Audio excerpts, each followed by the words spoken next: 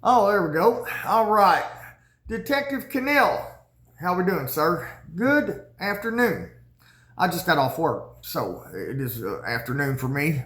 It's 9:43 in the evening, actually. It's 9:43 on, let me see what date it is here. I got to step out of the video there for a minute. There, I'm back.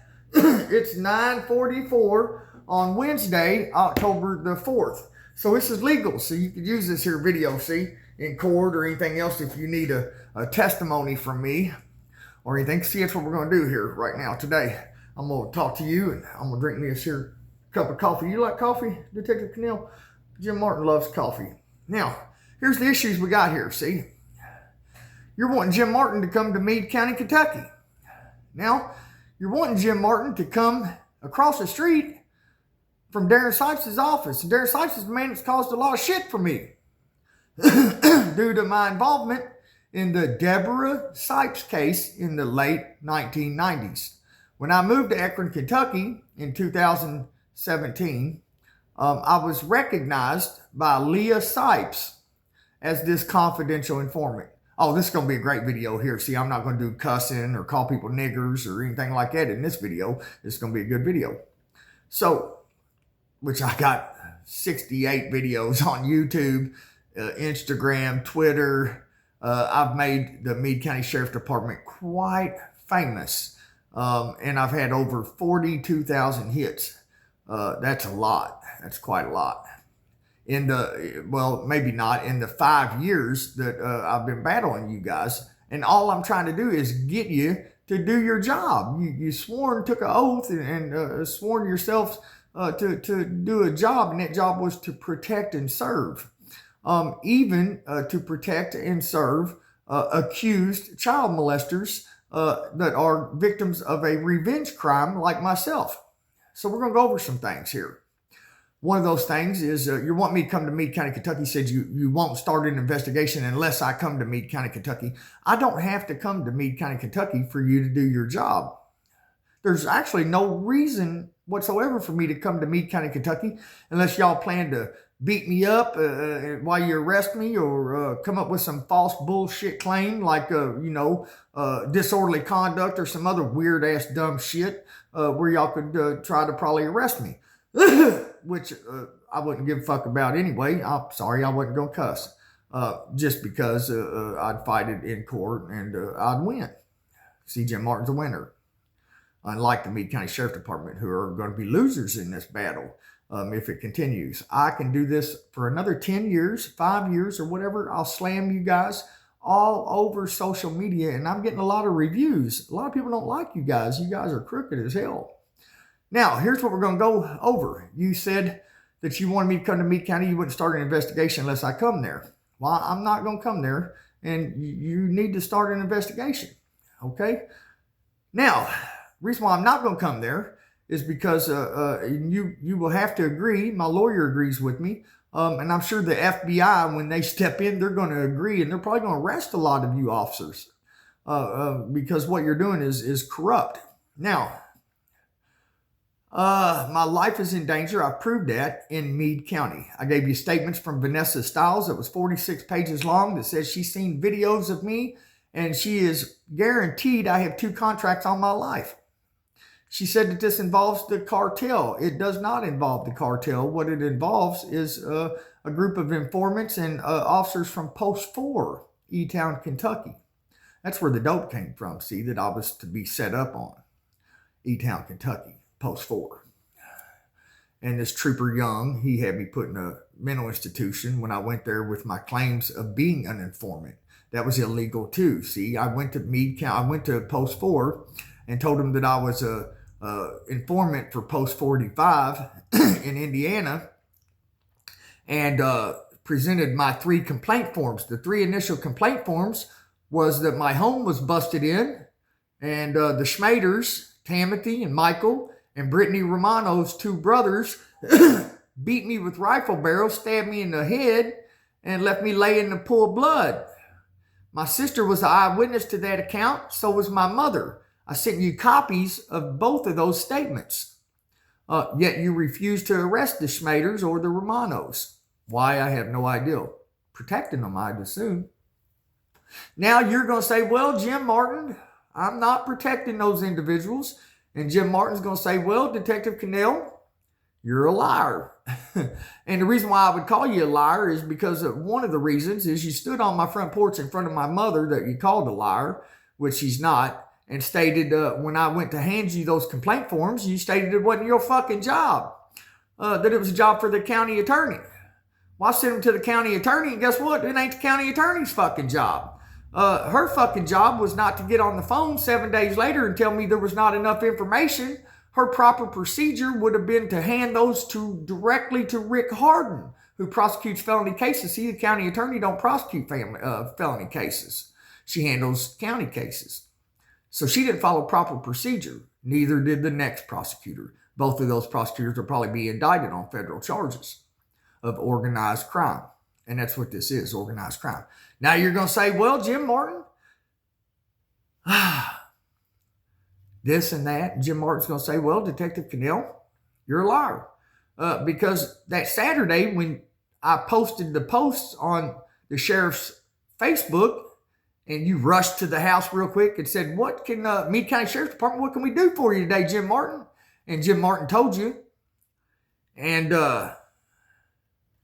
well, you didn't do it. See? You didn't do your job. So after that, you were supposed to meet with me on Saturday. Do you remember that? That was when we handed the complaint forms and you called my mom, said that it wasn't your fucking job. Well, after that, you're supposed to meet me on Saturday. You remember that? I love these damn cigarettes. Well, it was around 1 or 1:30, I think you're supposed to show up. You didn't show up at my house, so I went looking for you, thinking you might have went to my sister's house down the street.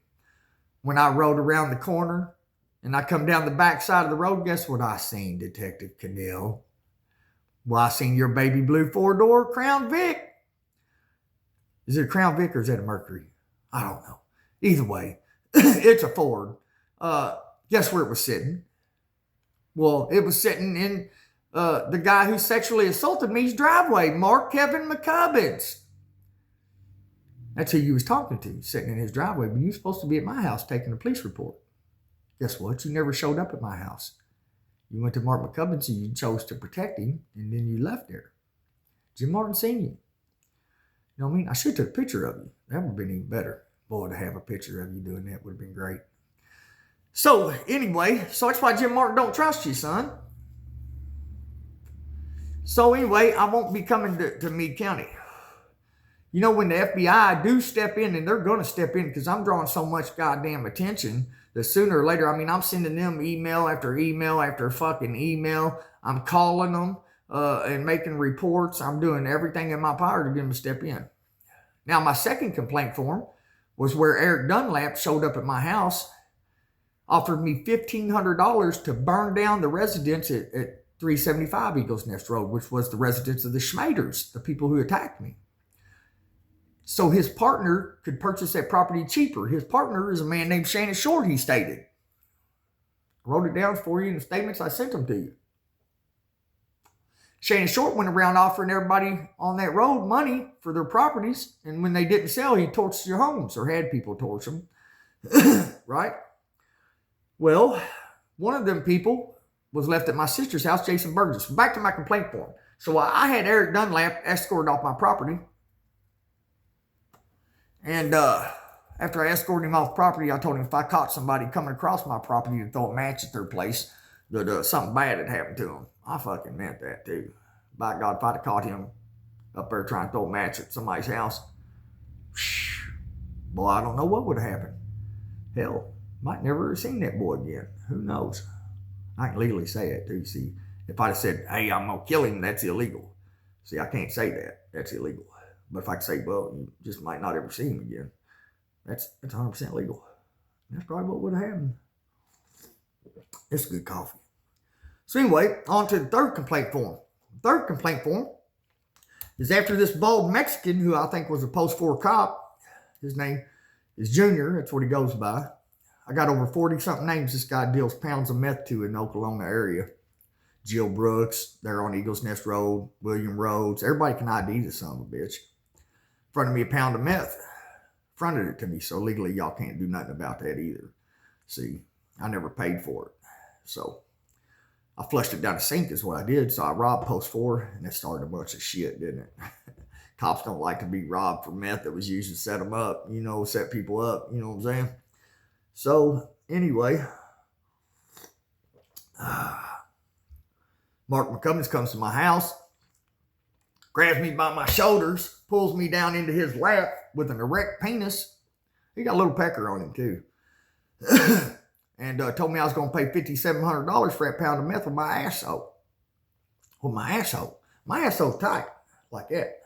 See, ain't no peckers ever been in this ass. So it's worth a whole hell of a lot more than $5,700.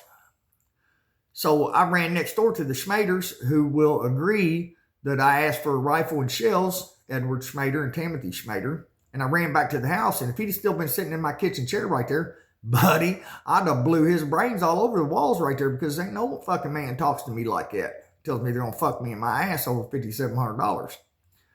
So it's sexual assault. So you need to file these complaints, and you need to file them together as organized crime, because see, these are all connected. And the reason why they're connected is because I was witnessed as the informant on the Deborah Sipes case by Leah Sipes, which is Mark McCubbins' girlfriend. And also the third wheel girlfriend of Jason Burgess. That's the guy that torched my sister's home. We're going to get into that here in a minute. So I'm going to give you the proof and everything you need. And you're going to do your job. So anyway, when she witnessed me, here's what she did. Somehow, I don't know how. I don't care how. That's your job to find out how. They had some sort of image of a grown man licking or sucking on an infant's vagina. Well, that alone's a crime. If Leah Sipes is sharing some kind of image of a grown man sucking on a baby's pussy, that's a damn crime. She needs to be arrested for that. Sharing images of grown men and little kids in sexual acts, that's a crime. So then, as part of this revenge crime, they went around saying that person was Jimmy Martin in this video or picture or image or whatever the fuck it is. Okay? They did that so these neighbors would commit crimes against me. That's the reason the Schmaders busted in my home, beat me with rifle barrels, and stabbed me in the head, calling me a child molester as they was kicking, stomping, and beating on me. Right? I got a printout from Shannon Short where he calls me a child molester. That's the reason why they torched my sister's home. We're going to get into that here in a minute too. Called me a child molester. There's no reason for me to come to Meade County for you to do your job. Y'all'd love to get me in Meade County, wouldn't you? Boy, I know you would. I know you would, Detective Knell. It's not going to happen. We can do everything over these videos. We can do them over conference calls. We can do them over video chats. We can do them any other legal way. I've already looked into it, and I do not have to personally come to Meade County. If you need me to sign papers or statements or anything, we can do it by mail. I can send them to you. I can email them to you. I can fax them to you. Hell, I can send them to good old Lord Almighty and have the Lord Almighty send them to you. However we got to do it, we're going to get it done. Okay? Now, next off, so there's the 3 initial complaint forms. Eric Dunlap needs to be arrested. The Schmaders need to be arrested for attempted murder as a revenge crime, organized crime. These people went around calling me a child molester and then torched my home. Now, we're going to get into this home torching of 185 Eagles Nest Road. That is listed as my residence at the Meade County Sheriff's Department and my sister, Autumn Bright's residence. 185 Eagles Nest Road. Shannon Short says, nothing got torched out here. Ain't no houses set fire out here. Well, that's weird. Because we're going to get into 324 Eagles Nest Road too here in a minute. That was right next door to my house. See, that was a threat to Jim Martin's reason why that house was torched and to try to frame me for the arson. So let's get back to the arson of my sister's house. Jason Burgess was left there alone. My sister went across the street to Jackie Brooks' house, was smoking dope, meth with Jackie Brooks. She's gone for about 4 hours. She left Jason Burgess there. When my sister goes to return to her house, it's in flames. You can get the dates and all that shit from the 911 calls and the times. Jason Burgess' truck is gone. Her home's up in flames. Well, I'm going to tell you something. The fire department showed up there. Y'all are some crooked son of bitches too. And they said there was electrical fire. I find that odd because The electrical socket where they say the fire started didn't even melt. Matter of fact, the wall didn't even burn. You know how fast a trailer goes up, son? 7 minutes. My brother died in one. Burnt alive in the motherfucker. They light and burn down in 7 minutes flat. I mean, burned to a fucking crisp. So anyway, I find it odd that 26 feet away from where they said the fire started, there's a back door. That back door has vinyl window panes in it. You know what them are? You got a glass pane, and then around it you got vinyl. That vinyl got so fucking hot, 26 feet away, but the plug didn't even melt. But the vinyl in the back door got so goddamn hot that it melted completely out of the door frame, the metal door frame. How the fuck does that happen? The fire started 26 feet away and didn't even burn nothing around it. Well, I'm going to tell you how it happened. And when you do your job and get an arson investigator out there, you're going to find out. What they did was, Jason Burgess had Clarissa Celeste there. Clarissa Celeste's boyfriend is Justin Thomas, which is Mark McCubbins' nephew. My sister was sleeping with Justin Thomas at the time. Hey, right hand of God, I'm a Boy Scout too, Troop 4, New Albany, Indiana. I seen them sleep together. Caught them fucking a couple times. Anyway, this Justin Thomas, his girlfriend was Clarissa Celeste. She was there with Jason Burgess. They took propane torches and heated up the vinyl in between the door panels of the doors to cause severe smoke damage to the house. See, Shannon Short didn't want the house to burn completely down. He wanted to remodel it and rent it out. So they just wanted them to cause smoke damage. When you go up there and take an arson investigator and they scrape the vinyl out of them door panels, they're going to see that an accelerant, don't matter if it's 10 years ago or 20 years ago, they're going to see that an accelerant charge is mixed in with that vinyl. The propane, the gas, as it melts, it mixes in with the vinyl. So they're going to find a propane accelerant. Well, then when my sister returned to that home, Jason Burgess was gone. You know why? Because him and Clarissa Celeste rode to Vine Grove, Kentucky to Mark Wise's house and Marcia French's house and bragged to Marcia French, Don Collins, and Mark Wise that they just torched the home of a child molester. Accused child molester, because I have no crimes against women or children. And I don't know what kind of image these people are sharing, but we're going to get to the bottom of it and find out. Me and you, we're going to work together on this. I should have been a cop because I'm a smart son of a bitch. Now, we're going to move along to the arson, because that's what it was, of D. Gagel's residence, or Marty Claycomb's rental of 324 Eagles Nest Road. The reason why I call it arson is I'm going to tell you why. Because Jackie Allen, a few weeks after the arson happened, I was at Jackie Allen's house. Jackie Allen made this statement. When me and Jackie Brooks and my mom were inside of the residence of 329 on that Saturday, I think it was, that arson happened at 324 Eagles Nest Road, Gerald Statham of Tennessee was beating on the door, asking for some backpacks where he had stolen shit in from Jill Brooks's house. I'd called Jill Brooks's mom and had Jill Brooks's mom come over to go through the backpacks to see if any Jill stuff was there. So I wasn't opening the door for him. But that wasn't his sole purpose. His sole purpose is they knew we weren't going to open the door. His sole purpose was to keep us in the house. To keep us in the house while Mark McCubbins set the fire and arson of 324 Eagles Nest Road. The reason why I call it arson is this. When you get the 911 report, they said it started in the back bedroom. When you get the 911 report for that fire, they call it electrical fire. Check it out. They call it electrical fire. How the fuck was it electrical fire when the goddamn electricity was off? There wasn't no electricity going to that house. Check the 911 call and then get records from the electric company stating when the electric was on and shut off at that residence. D. Gagel hadn't lived there for months. Somebody was remodeling it. They had just started on it and there was no electricity on in that house. Electricity was off. That'd make it arson, wouldn't it?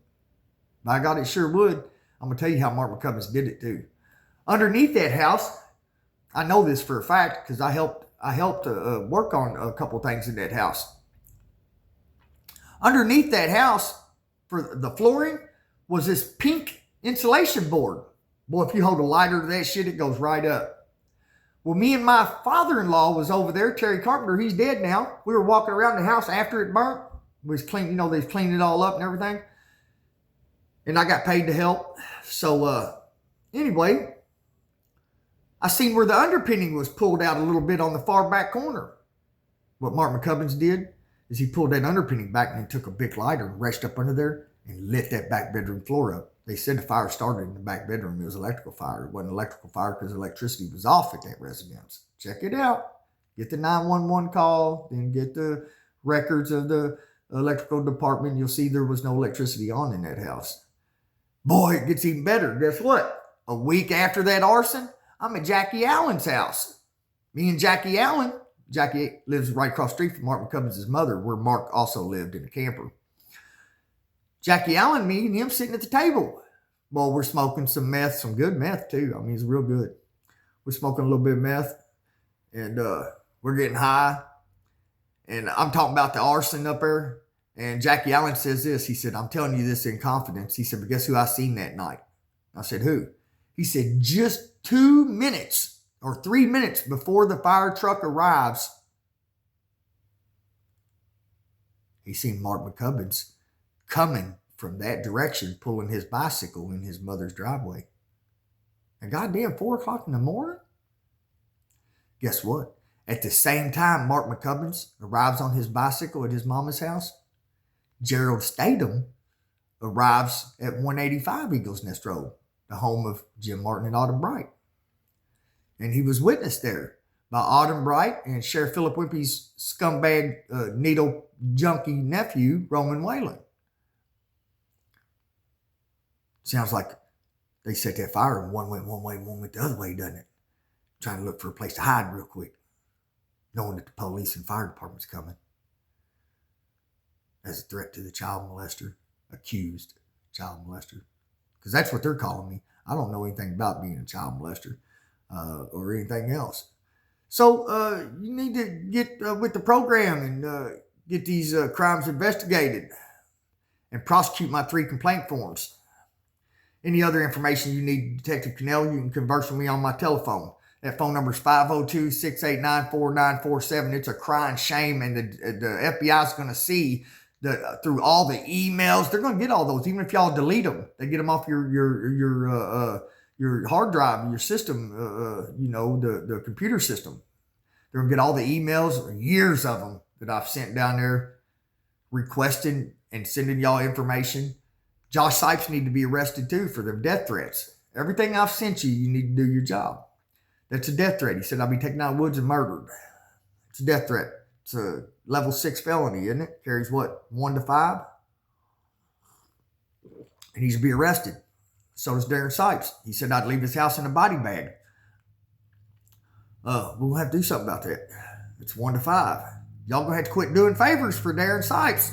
I know he's got a lot of pull down there. The Sipes family hates Jim Martin for having Deborah Sipes arrested on a marijuana charge back in the 90s. Do your job. Contact the Indianapolis headquarters for the Indiana State Police. Get Jim Martin's confidential informant number and with my name, and then we'll work on Trooper Young, getting his punk ass for putting me in a fucking mental institution when all I did was claim I was a confidential informant. And all he had to do was call up there and check. He didn't do his job, proper procedure. They're going to arrest a bunch of you guys when the FBI come in. Special Agent Sarah J. Cunning and Special Agent Hornbeck out of Floyd County here in New Albany, Indiana, my hometown. I might give him a call again tomorrow. Talk to him. See what we can't come up with. Game plan. You know what I mean? They're probably going to arrest the sheriff over all this shit. But you guys are going to have to do something, do your job. I got some emails to send out, Detective Knell. So you have a great day, and I look forward to hearing from you. Again, that phone number is 502-689-4947. I'll be seeing you. All right.